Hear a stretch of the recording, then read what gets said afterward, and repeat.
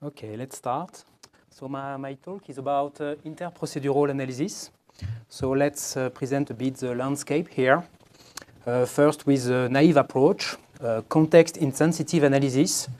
They will treat calls as just go-to jumps, and they will merge all calling context. So it's quite simple design, often very scalable, but also it leads to unacceptable loss of precision in practice. So another approach is global context-sensitive analysis. So here you keep track of the context in which each procedure was called. So it's a lot of context. And for example, here you may come from 4 different chains. So you will have to consider all these situations. So the key features is that first, in this approach, you need to know where are your entry points. You start the analysis from the main function or any entry points in your code base. Also, with this kind of analysis, the callee depends on the caller and the caller depends on the callee. So there is a kind of cyclic dependency. It's not mandatory to compute in advance all the context. You can do that on demand, which is good. And also, for tractability, you can try to merge some context because sometimes you can reuse several call sites. And for example, with object sensitivity, you can reuse the same context for several call sites. And the third approach is compositional interprocedural analysis, where you express for each procedure as a summary. And what is a summary? It computes the effect of executing the function without assumption about its parameters. So now you will follow a bottom-up approach. You first compute the summary for the leaves, and now you are able to compute the summary for this function and this one and so on. So the key features now is that you can start from anywhere. And in terms of dependency, only the caller depends on the callee, but not the other side. You can still compute on demand your summary. Maybe you don't need all of them. But at the end, with this approach, you will have only one summary for each call site. So let's talk about Infer. So Infer is an industrial static analysis platform.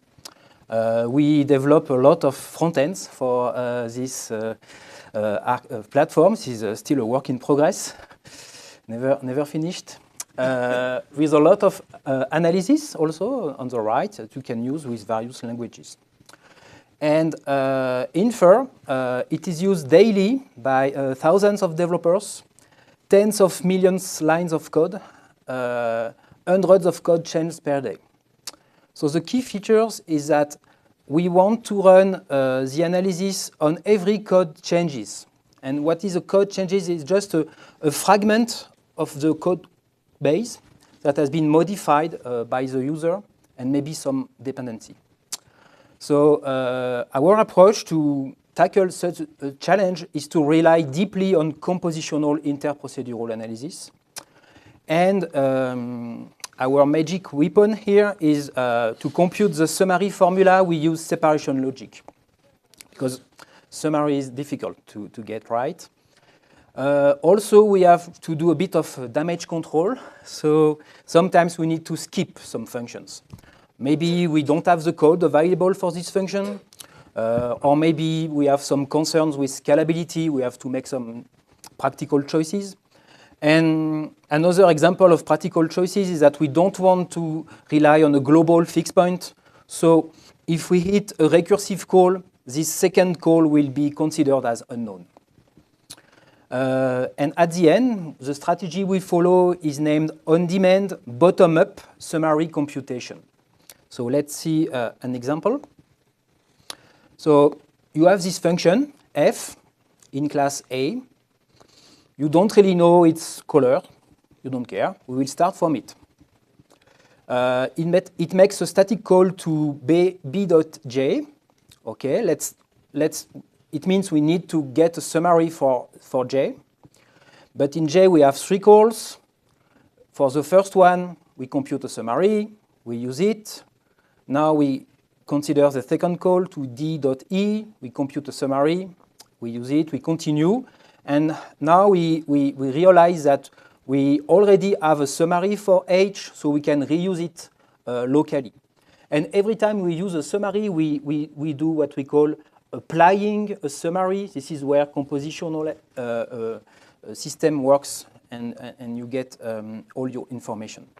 Okay, we are done. Now we have the B.G summary, and we can end the analysis of F and compute the final summary. So this is on-demand bottom-up summary computation. But what about non-static calls? Because in all my examples, all the calls were static. And in real life, you also have other kind of calls. So for example, you have virtual calls in object-oriented languages. So it means you have O.M, and you need to know a bit about the runtime type of O to really know what is the callee here. You also may have closures. So I've tried to put an example of closure in the syntax of Objective-C. It's really beautiful. So you are just applying a closure F, you don't know what it is, on 0. You may have function pointers in C. And our late backend is PHP, and this typed version, hack.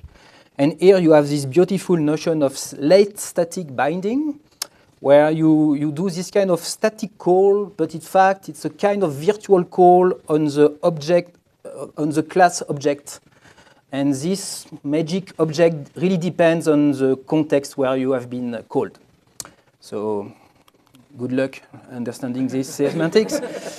But yeah, it's another kind of non-static call. And for this talk, I will focus on virtual call. So let's imagine you have this function foo.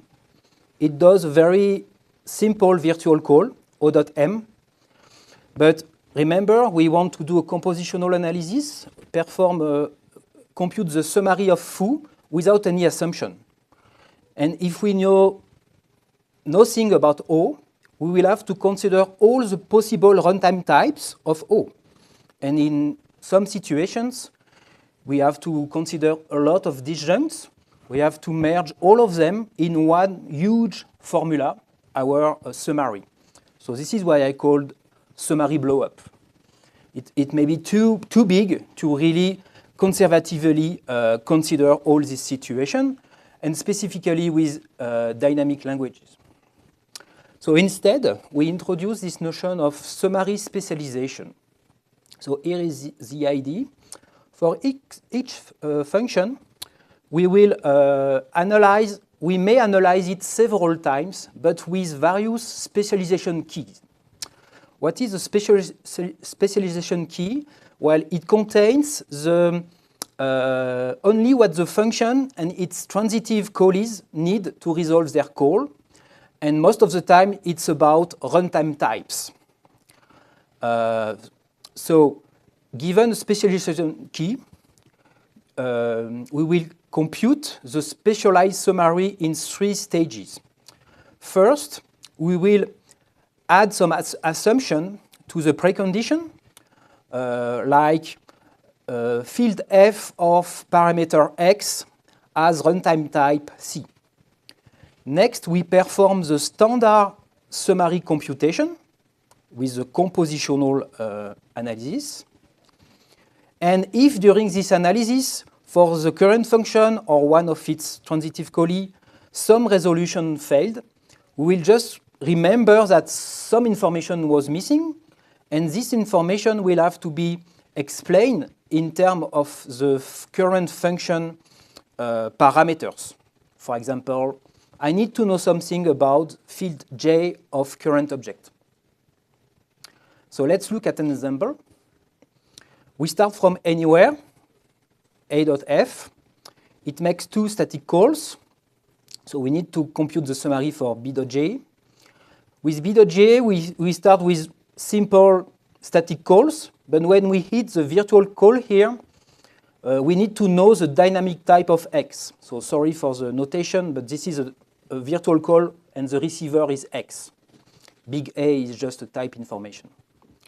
So yeah, we don't know what is X because it is a parameter here. So we stop, in a sense, and we ask for specialization. So we ask F, hey, do you know the return type of X? And if it knows it, we will use this information to compute again this summary. And this time we assume something extracted from this information here. This time we can resolve the virtual call and compute one first summary. This is our first specialized summary. So we are back to F. We continue here. We have another call to B.G, but in another context. So first we ask if the caller knows something about runtime type of X. If it was C, we could reuse the previous specialization. But here it is not the case. So it's another specialization key. And we assume again something new. And this time we resolve differently the virtual call. And we are done. So at the end, we have performed two analyses of the same function. So this is not the same compositional approach as before. But how do you know the runtime type? Well, either you have enough information here, or you ask it from your own caller. And if you don't have a caller, you stop there. This is not complete. Yeah. We have been using this approach in Infer for 2 years now. We have to be practical. So sometimes we may have too many specializations of the same function, so we need to bound the number of specialization. We also have to accept some time overhead. But what is nice is that with the same approach, which is this specialization about runtime type, we can perform a lot of resolution. Not only virtual calls, but also closures, function pointers, and static let bindings. They are all managed in the same way. And we were also able to use the same approach to detect aliases between parameters. This is something classical with separation logic. And again, this is all in the same framework. So some experiments we did, especially about closure resolution, because we have a lot of closures in the hack code base. So what we did is we run the analysis on 7,000 files and some of their dependencies, but at the end you have a huge amount of files. We count the number of closure call sites that we reach, and we count how many of them we were able to resolve. So we were able to resolve 90% of them, and 40% of that is due to summary specialization. If you remove summary specialization, you still have 50% of resolution, but that's because sometimes you don't need to know your context. For example, here you directly get the closure from the first call, and then you apply the closure. So in this situation, you don't need specialization. Okay, and as a conclusion, with this approach, it is enhancing of compositional analysis, but with a zest of non-compositional context sensitivity, just about runtime types. I think it's a nice workaround to avoid the complex notion of higher order summary. We were able to observe some clear impact experimentally. And we are currently using a lot this technique to tackle the challenge of statically analyzing dynamic languages like Hack and Python. We are using it in the context of under-approximation, which makes our life a bit easier. And we still need some work, both foundational and experimental, to make it work on over-approximating analysis. And that's all for me.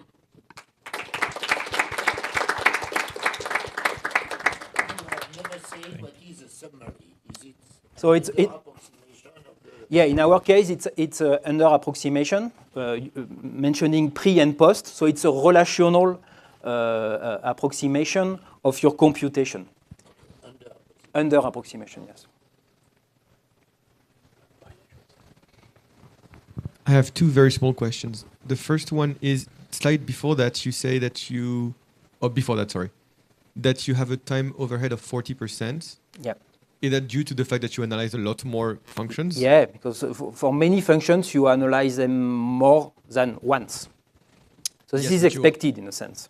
Yeah, but you're just analyzing more, so it's not an overhead. It's just more time of analysis because you find Global more things. time, yes, for Yeah. So okay. that's expected. So it's pretty cool.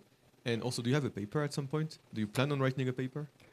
We plan for 2 years. We have been planning. It's a big plan. So stay tuned. Thank you. And it's essentially lazy. Yeah, and it's very important for us to be lazy because we want to be able to explore dynamic languages. So you don't want to make assumption until it is really, you have a proof that it is needed.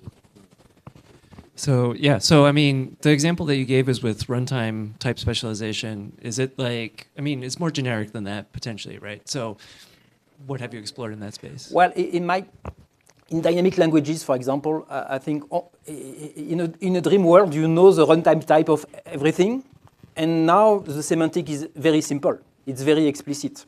So that's why I found it useful to express everything about the runtime types, because still you don't want to specialize on constant values, for example, because you don't need that. You can do constant propagation with compositional reasoning. So the idea is to use only the kind of specialization where compositionality fail, in a sense. Otherwise, you go to the full global static analysis. But you could find necessary condition on the runtime type. Yes. Do that? No. We could also merge and reason in terms of subtyping, for example, because we could merge some specialization under subtyping. Last question while our last speaker sets up. Okay, should go there. Do you have any experiments on other code bases in Hack for this? Not so many. We in Java, for example, we were a bit less successful. I first tried to resolve virtual calls with Java, but it was Android code base. And here I suspect that we don't have enough context in a sense because we don't understand the life cycle of objects. We don't have enough context. Thanks, David.